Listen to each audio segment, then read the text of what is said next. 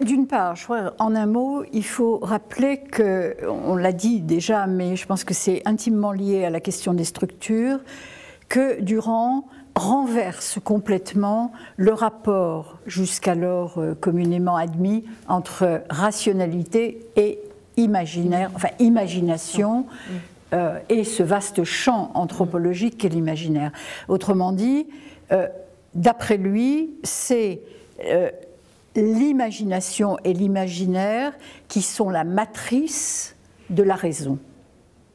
Ce qui est une proposition qui ne peut pas ne pas faire débat, évidemment, mais il s'appuie sur ce fond anthropologique pour le démontrer. Ce n'est pas une fantaisie de sa part. Et il insiste bien sur le fait que cette imagination, ça n'est pas simplement une fantaisie débridée, elle a des règles, elle a une logique, elle a une rationalité. Bon. Pas la folle du logis, non, pas du tout. Question. Alors, à partir de là, si vous voulez, à partir de ce renversement, il élabore ces trois grandes structures. Et il faut, on l'a dit déjà dans la première émission, mais il faut insister sur le caractère très révolutionnaire de ce.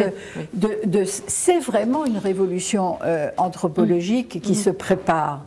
Alors, trois grandes structures qu'il qualifie de diurnes, nocturne ou mystique et synthétique, et plus tard il dira disséminatoire, pour désigner trois grandes, comment pourrait-on dire ça, trois grandes manières, trois grandes façons de se rapporter au réel, en fait, selon qu'on appartient plus ou moins à telle ou telle structure. Alors il faudrait rentrer dans le détail, disons que la structure diurne, c'est une structure de type héroïque, diaérectique, qui tranche, si vous voulez, et qui correspond au fond à la rationalité.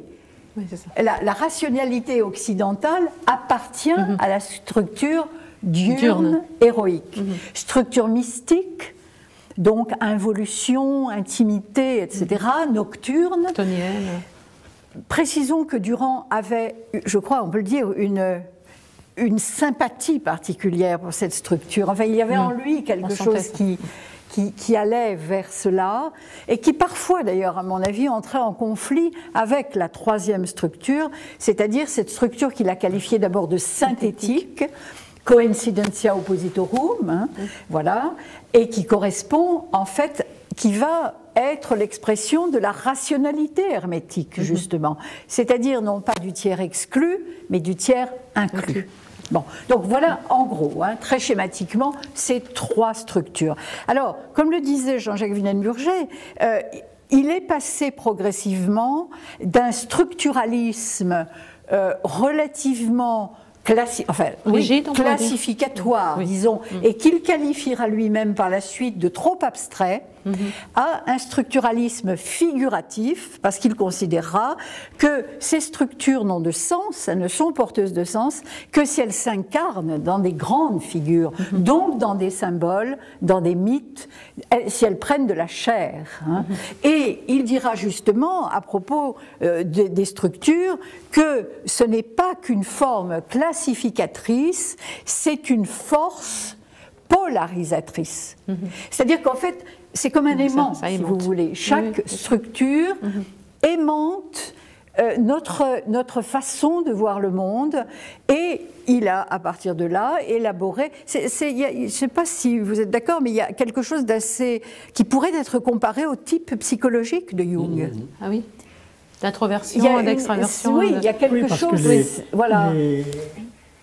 Les trois structures ont donné naissance à des tests.